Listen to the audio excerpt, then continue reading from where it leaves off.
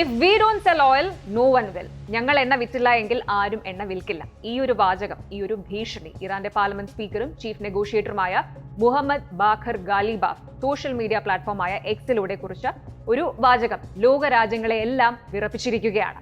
ഇതൊരു രാഷ്ട്രീയ പ്രസ്താവന മാത്രമല്ല, ലോക സമ്പദ് വ്യവസ്ഥയ്ക്ക് നേരെയുള്ള മുന്നറിയിപ്പായിട്ടാണ് ഇപ്പോൾ വിലയിരുത്തപ്പെടുന്നത്. അമേരിക്കൻ പ്രസിഡന്റ് ഡൊണാൾഡ് ട്രംപ് ഇറാനെതിരെ പുതിയ ഭീഷണികൾ ഉയർത്തുകയും മിഡിൽ ഈസ്റ്റിലെ യുദ്ധ സാഹചര്യം വീണ്ടും കടുപ്പിക്കുകയും ചെയ്യുന്ന പശ്ചാത്തലത്തിലാണ് ഇറാന്റെ പാർലമെന്റ് സ്പീക്കറും പ്രധാന ചർച്ചാ പ്രതിനിധിയുമായിട്ടുള്ള ഖാലിബാഫ് ഈ ഒരു ശക്തമായ മുന്നറിയിപ്പ് നൽകിയത്. ഈ വാക്കുകൾ വെറും രാഷ്ട്രീയം മാത്രമാണ്, അതോ ലോകത്തിന്റെ ഏറ്റവും പ്രധാനപ്പെട്ട ഓയിൽ റൂട്ട് വീണ്ടും അടച്ചുപൂട്ടാനുള്ള നീക്കമാണ്? നോക്കാം. അമേരിക്കയും ഇറാനും തമ്മിലുള്ള സംഘർഷം വീണ്ടും ശക്തമായ സാഹചര്യത്തിലാണ് ഈ ഒരു പ്രസ്താവന വരുന്നത്. റിപ്പോർട്ടുകൾ പ്രകാരം ട്രംപ് മുന്നറിയിപ്പ് നൽകിയിരിക്കുന്നത് ഇറാൻ വീണ്ടും ആക്രമണങ്ങൾ തുടരുകയാണെങ്കിൽ അമേരിക്ക ഇറാനിലെ പാലങ്ങൾ, വൈദ്യുതി നിലയങ്ങൾ പോലുള്ള അടിസ്ഥാന സൗകര്യങ്ങൾ ലക്ഷ്യമിടുമെന്നാണ്. ഇതിന് പിന്നാലെയാണ് ഖാലിബാഫ് കടുത്ത ഭാഷയിൽ പ്രതികരിച്ചത്. അദ്ദേഹത്തിന്റെ സന്ദേശം വളരെ വ്യക്തമായിരുന്നു.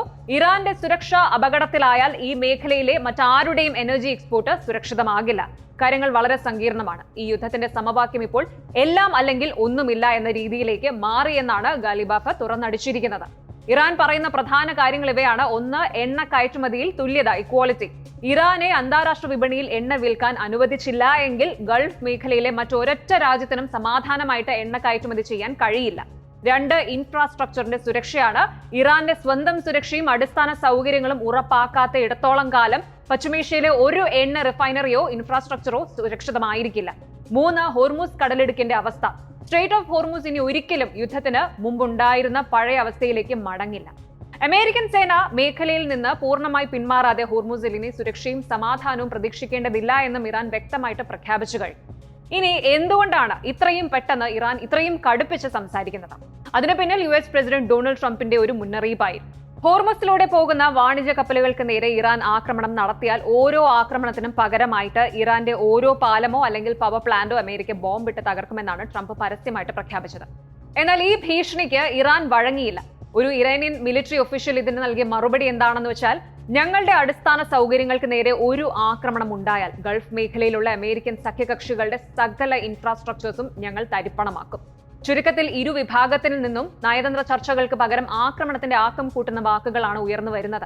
ഇനി നമുക്ക് സാമ്പത്തിക ലോകത്തെ ഞെട്ടിക്കുന്ന ലേറ്റസ്റ്റ് ഡേറ്റയിലേക്ക് വരാം. ലോകത്തിൽ സമുദ്രമാർഗം കടത്തിവിടുന്ന എണ്ണയുടെ 5-1 കടന്നു പോകുന്നത് അത്യന്തം തന്ത്രപ്രധാനമായിട്ടുള്ള ഈ സ്ട്രേറ്റ് ഓഫ് ഹോർമുസിലൂടെയാണ്. ഈ റൂട്ടിൽ ഇപ്പോൾ സ്ഥിതിഗതികൾ വളരെ ഗുരുതരമാണ്. Saudi Arabia, UAE, Kuwait, Iraq, Qatar തുടങ്ങിയ രാജ്യങ്ങളുടെ വലിയൊരു ഭാഗം എനർജി എക്സ്പോർട്ട് ഈ റൂട്ടിനെ ആശ്രയിച്ചിരിക്കുന്നു. ഈ വഴി തടസ്സപ്പെട്ടാൽ ആദ്യം ബാധിക്കുക ഓയിൽ പ്രൈസിനെയും പിന്നീട് ലോക സമ്പദ് വ്യവസ്ഥയുമായിരിക്കും. സൗത്ത് റൂട്ടിൽ മൈനുകൾ, അതായത് ഹോർമുസിന്റെ തെക്കൻ സമുദ്രപാതയിൽ ഇറാൻ മൈനുകൾ പാകിയിട്ടുണ്ട് എന്ന് ഷിപ്പിംഗ് കമ്പനികൾക്ക് മുന്നറിയിപ്പ് ലഭിച്ചതായി റിപ്പോർട്ടുകൾ പറയുന്നു. ഇനി ഹൂതികളുടെ എൻട്രി. റെഡ് സീയിലെ ബാബൽ മന്ദബ് കടലിടുക്കിലൂടെയുള്ള സൗദി എണ്ണക്കപ്പലുകൾക്ക് നേരെ യമനിലെ ഹൂതി വിമതരും ഭീഷണി മുഴക്കി കഴിഞ്ഞു. തുടർന്ന് പല എണ്ണക്കപ്പലുകളും വഴിതിരിച്ചുവിടാൻ നിർബന്ധിതരായി. ഓയിൽ പ്രൈസ് റോക്കറ്റ് കുതിപ്പിൽ പോവുകയാണ്. ഇത് അന്താരാഷ്ട്ര വിപണിയിൽ വൻ ചലനമുണ്ടാക്കി. അതായത് ഈ ഒരു നീക്കം, ബ്രെന്റ് ക്രൂഡ് ഓയിൽ വില ഒറ്റയടിക്ക് വർദ്ധിച്ച് ബാരലിന് $95 മുകളിലേക്ക് കുതിച്ചു. അമേരിക്കയിൽ ഇന്ധനവില ഗണ്യമായിട്ട് വർദ്ധിക്കാൻ ഇത് കാരണമായി.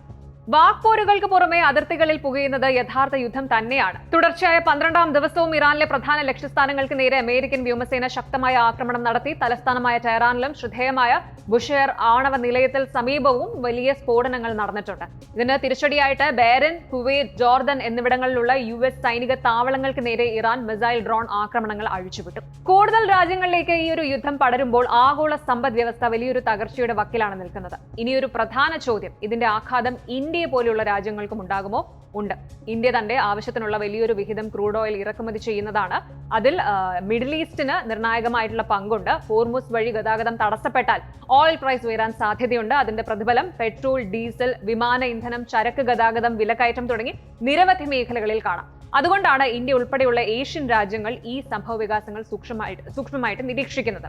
ഏറ്റവും പുതിയ റിപ്പോർട്ടുകൾ പ്രകാരം അമേരിക്കയും ഇറാനും തമ്മിലുള്ള വാക്പോരും സൈനിക സമ്മർദ്ദവും തുടരുകയാണ്. Iran I for an I എന്ന നിലപാട് ആവർത്തിച്ചിരിക്കുകയാണ്. അതേസമയം അമേരിക്കയും സമ്മർദ്ദം വർദ്ധിപ്പിക്കുമെന്ന സൂചന നൽകുന്നുണ്ട്. ഇതിനിടെ മേഖലയിൽ എനർജി സെക്യൂരിറ്റി സംബന്ധിച്ച ആശങ്കകൾ വീണ്ടും ശക്തമായിരിക്കുകയാണ്. ഒരു വാചകം, ഞങ്ങൾ എണ്ണ വിറ്റില്ല എങ്കിൽ ആരും വിൽക്കില്ല. ഇതൊരു രാഷ്ട്രീയ പ്രസ്താവനയായിട്ട് മാത്രം കാണാൻ സാധിക്കില്ല. കാരണം ലോകത്തിന്റെ സാമ്പത്തിക നാടിയായ എനർജി സപ്ലൈയെ തൊടുന്ന സ്പർശിക്കുന്ന ഒരു മുന്നറിയിപ്പാണിത്. യുദ്ധം എത്ര ദിവസം നീളുമെന്നത് ഇപ്പോൾ ആർക്കും പറയാനാവില്ല. പക്ഷെ ഒരു കാര്യം ഉറപ്പാണ്, മിഡിൽ ഈസ്റ്റിൽ ഒരു ചെറിയ സൈനിക നീക്കമുണ്ടായാലും അതിന്റെ ആഘാതം ലോകത്തിന്റെ ഫ്യൂവൽ പമ്പ് മുതൽ സ്റ്റോക്ക് മാർക്കറ്റ് വരെ എത്തും. ഇറാന്റെ ഈ ഒരു മുന്നറിയിപ്പ് വെറും വാക്കുകളായിട്ട് അവസാനിക്കുമോ, അല്ലെങ്കിൽ ലോകം വീണ്ടും ഒരു വലിയ ഓയിൽ ഷോക്ക് നേരിടേണ്ടി വരുമോ? അതാണ് ഇനി എല്ലാവരും ഉറ്റുനോക്കുന്നത്. കൂടുതൽ വാർത്തകൾക്ക് News 18 Keralam YouTube channel subscribe ചെയ്യുക.